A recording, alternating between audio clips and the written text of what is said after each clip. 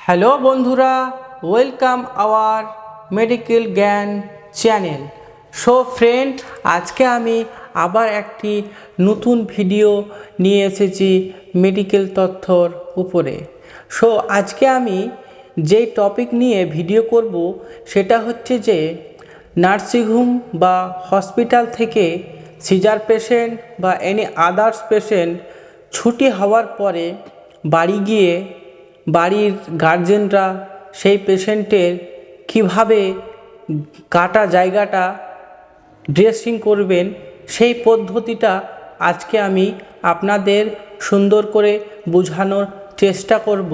So অবশ্যই আপনারা আমার ভিডিওটাই থাকুন, দয়া করে ভিডিওটাকে চেঞ্জ করবেন না। যদি কিছু শিখতে চান তাহলে অবশ্যই ভিডিওটাই টিকে থাকুন। সো ড্রেসিং করার ফার্স্ট পদ্ধতি হচ্ছে যে বাড়িতে করলেও ফার্স্ট পদ্ধতি হচ্ছে হাতে গ্লাভস পরে ড্রেসিং করা। বাট এখনকার বাড়িতে তো গ্লাভস সেরকম থাকে না, কেউ কেউ হয়তো ম্যানেজ করে। সো যাদের বাড়িতে থাকে না তাদের ক্ষেত্রে আমি বলছি যে আপনারা এই হাত দ্বারাই কিভাবে সেই অপারেশন করার জায়গাটা ড্রেসিং করবেন বা বাংলা ভাষায় পরিষ্কার কিভাবে করবেন। সো ফার্স্ট কাজ হচ্ছে যে এই ধরনের একটা ডক্টর স্পিরিট নেবেন। এই ধরনের একটা ডক্টর স্পিরিট নেবেন। এই ডক্টর স্পিরিট ফার্স্ট যেটা করবেন যে এভাবে করে নিয়ে এটা হাতে নেবেন, দিয়ে হাতটাকে প্রথমে ময়েশ্চারাইজ করে নেবেন। হাতটাকে প্রথমে ময়েশ্চারাইজ করে নেবেন। হ্যাঁ, এরপরের কাজ হচ্ছে যে এই দেখুন, একটা এলইউসিএস মানে সিজারিয়ান পেশেন্টের স্টিচ থাকে, এই নাভি থেকে নিচের দিকে স্টিচ থাকে।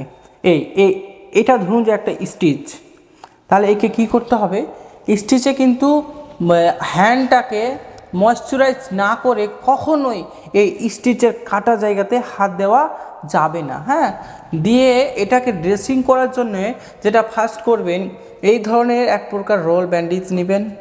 যদি কারো কাছে স্টেরয়েড গজ থাকে তাহলে খুবই ভালো, যদি না থাকে তাহলে এই ধরনের একটা রোল ব্যান্ডেজ নেবেন। একটা কাটার জন্য এটাকে সুন্দর করে কেটে নেবেন। যাই হোক, আমি এটাকে হাতে কেটে নিচ্ছি। ফার্স্ট এটাকে ময়েশ্চারাইজ করবেন, হাতটাকে দিয়ে এটাকে সুন্দর করে কেটে ফার্স্ট করবেন যে এই ডক্টর স্পিরিটটা নিয়ে এটাই দিবেন, দিয়ে এই জায়গাটাই উপর করে সুন্দর করে পরিষ্কার দুচারাও এভাবে টেনে পরিষ্কার করে নেবেন। এটাকে তারপরে একদম ফেলে দিবেন। আবার এটার থেকে একটু কাটবেন। হ্যাঁ, এটার থেকে একটু কেটে যতবার হয় হাতটাকে বারবার স্পিরিট দিয়ে ময়েশ্চারাইজ করার চেষ্টা করবেন, বারবার করবেন। এটা নিয়ে এই ব্যান্ডেজটা নিয়ে এখানে এভাবেই করে ধরে এভাবে করে রাউন্ড করে স্টার্টিং থেকে এন্ড অবধি এইভাবে রাউন্ড করলেন।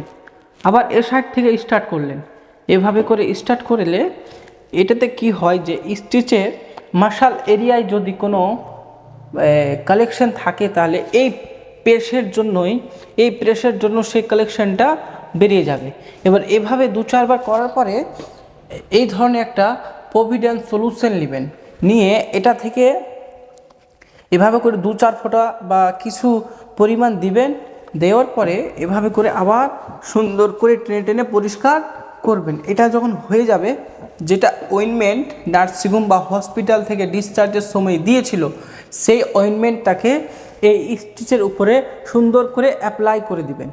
আর একটা কথা বলি, যখনই এই ঘায়ে বা এই কাটা ঘায়ের উপরে যখনই হাত দিবেন, সবসময় মাথায় রাখবেন হাতটাকে সর্বপ্রথম স্পিরিট দিয়ে ময়েশ্চারাইজ ক্লিন করে নেবেন অবশ্যই।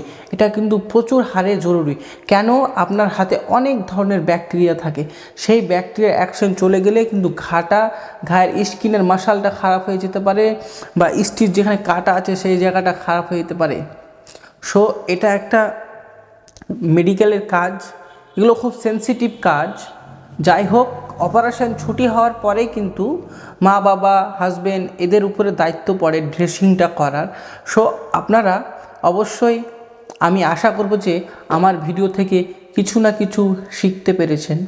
আরও এই ধরনের ভিডিওগুলো আমি অবশ্যই নিয়ে আসবো।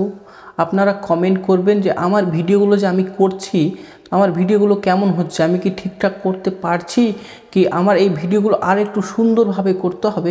প্লিজ কাইন্ডলি আমাকে কমেন্ট করুন যে আমার ভিডিওগুলো কেমন হচ্ছে। এটা আমার সেকেন্ড ভিডিও মেডিকেল গাইডের বা মেডিকেল জ্ঞান চ্যানেলের, এটা আমার সেকেন্ড ভিডিও।